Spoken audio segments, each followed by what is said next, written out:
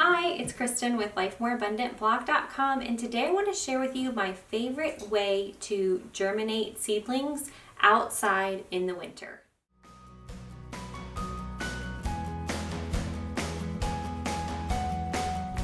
So winter sowing is a method of germinating seeds outside during the winter time. So some of the reasons why I love it so much is that you do not have to have your seedlings inside with grow lights. It's just a lot to tend to. Even when I have used grow lights in the past, they still kind of turn out leggy, and they're just a lot to keep up with, the watering and the lights and making sure everything is just right for them to grow them in the winter months.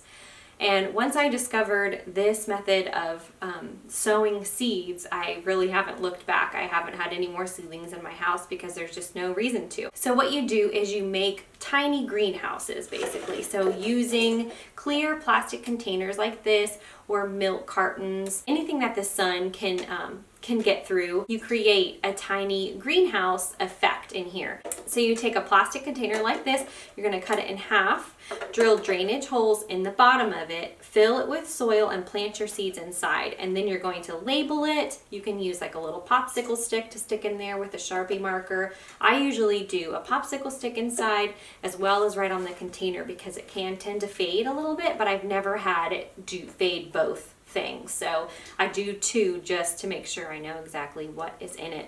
And then you're going to tape it back up and leave the lid off.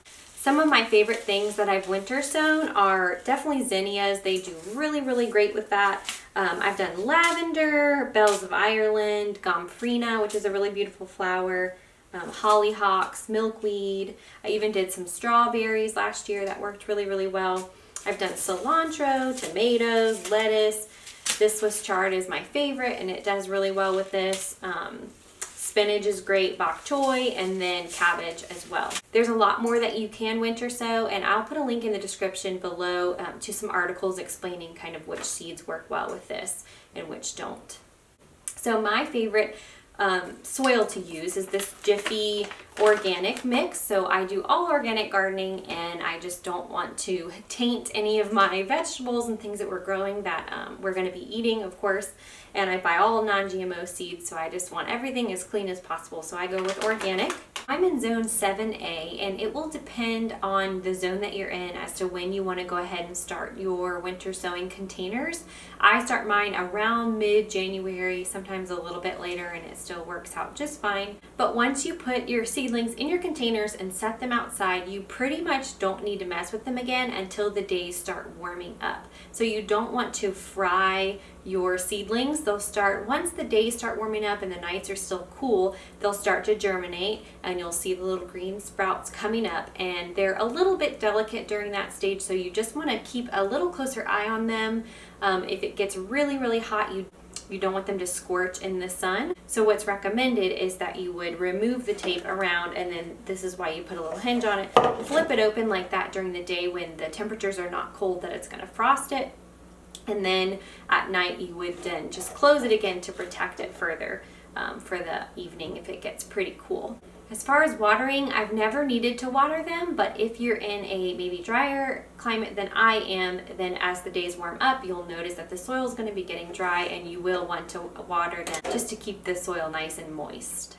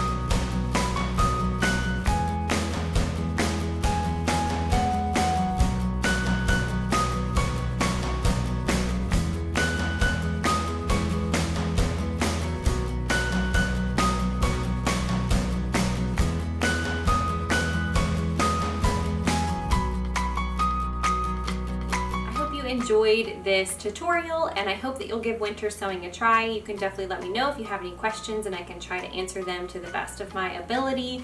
I'm a part of a winter sowing group on Facebook, which has been very, very helpful to me. I'll put a link to it down below, so just in case you have more questions, there are people there who've been doing it for much longer than me and can give you more information.